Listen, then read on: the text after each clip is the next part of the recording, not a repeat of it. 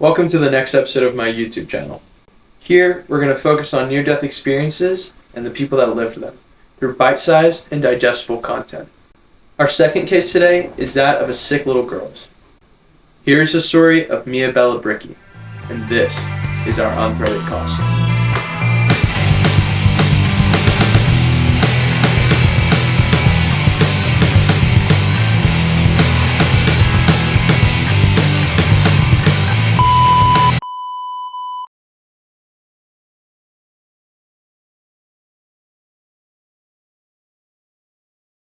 Mia Bella was born and raised in Salt Lake City, Utah. Around the age of 10 years old, Mia Bella started becoming very sick pretty frequently. After turning up sick time and time again, Mia Bella was wrongfully diagnosed multiple times. However, one day struck way worse than most. Mia Bella found herself laying on her bathroom floor, throwing up repeatedly. She says she was throwing up every 3 minutes. Her parents took her to the local instant care. The nurses poked her 9 different times, but could not get the IV inside her arm. She was that dehydrated. Mia Bella was then sent to the ER because of this. Once they got the IV in Mia Bella, they started flooding her body with fluids. But the doctors around her noticed that she was not getting better at all, no matter how many fluids they gave her. Bluntly, Mia Bella was only getting worse. They looked at Mia Bella's heart through an echo machine and found out it was barely even beating. It was decided that they would need to shock her heart with electricity, and a small wire would be inserted into a carotid artery. At this time, though, the doctors were informing her parents that their daughter was laying on death's door. And if they weren't able to fix the rhythm of Mia Bella's heart, it was not going to look good for her. With Mia Bella being put into an unconscious state, the doctors were able to shock her heart. However, it did not restore her heart to a beating rate that the doctors were comfortable with. Instead, the little girl went into cardiac arrest. Mia Bella needed CPR immediately. She ended up receiving CPR for 65 long and gruesome minutes, while her parents just had to stand there and watch. Everyone around Mia Bella did not know if she was brain dead or not at this point. She was not responding, so the doctors thought it would be a good idea to put her on life support. The hospital believed that Mia Bella needed to get a heart transplant by the end of the week, but getting to the top of a donor list is a problem within itself. To do this, Mia Bella was going to have to prove that she was a viable candidate for a heart transplant. Basically, they need to give her an exam or an evaluation to decide if she's worthy of it. Wasting organs was not in the hospital's best wishes. But, to Mia Bella's luck, the person that tested her quickly wrote her off as unviable. He asked Mia Bella to open her eyes and squeeze his hand, but she couldn't do that. Even though Mia Bella virtually was in a medically induced coma, she wasn't responding enough, and she failed other tests too. But as the tester walked out of her hospital room with the results, her father stopped him and made him wait. Mia Bella's father then forcefully yelled, "Mia, this is your father. You need to open your eyes right now." And just like divine providence, she opened her eyes, looked at her father, and squeezed his hand. Her results were immediately changed. Mia Bella states that she thinks her near-death experience started when her heart went to cardiac arrest. And then she endured it for a week and a half in some kind of limbo when her body was on life support. Mia Bella states that while she was unconscious, she found herself in a very faraway place. She says she was sitting on the edge of a grassy cliff the entire time. She says it was one of the most beautiful cliffs she's ever seen. And she says that she instinctively knew that she was not on Earth.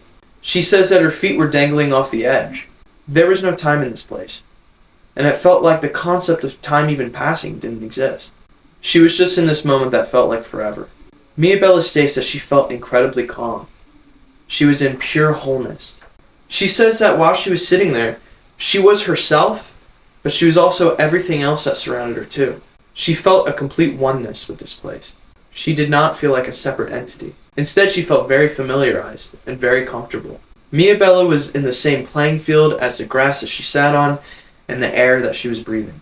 To her, it was all true peace. While Mia Bella was sitting on the edge of the cliff, she was watching something in the sky that she could only describe as a sunset.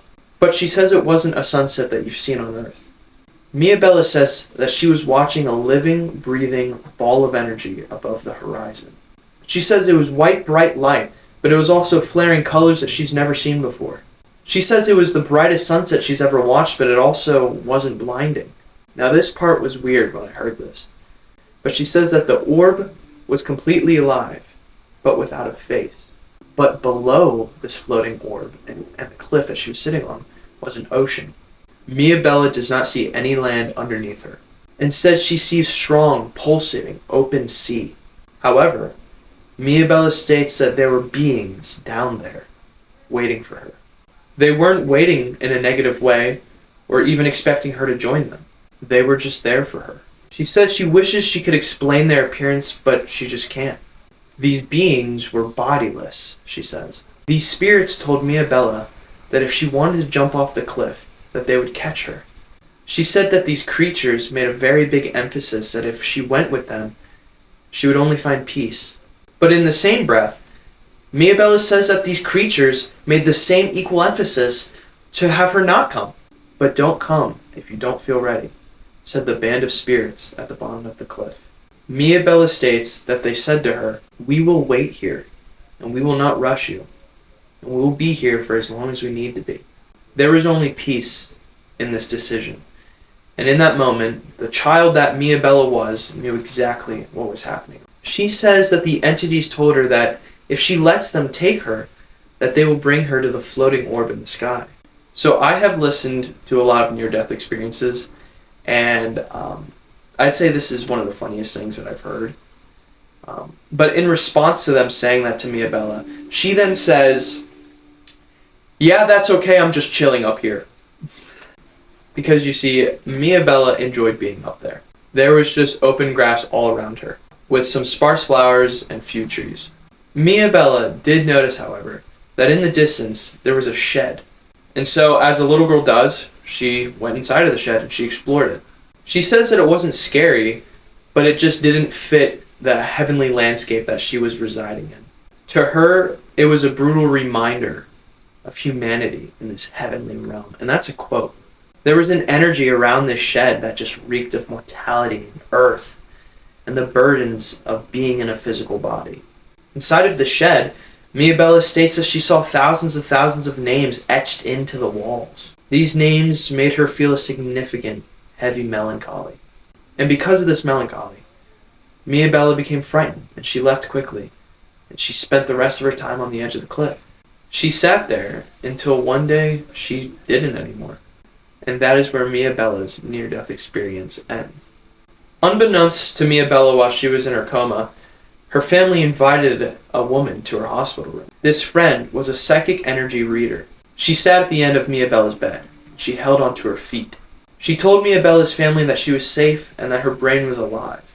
However, she also said that Mia Bella was sitting in another plane of existence by a body of water.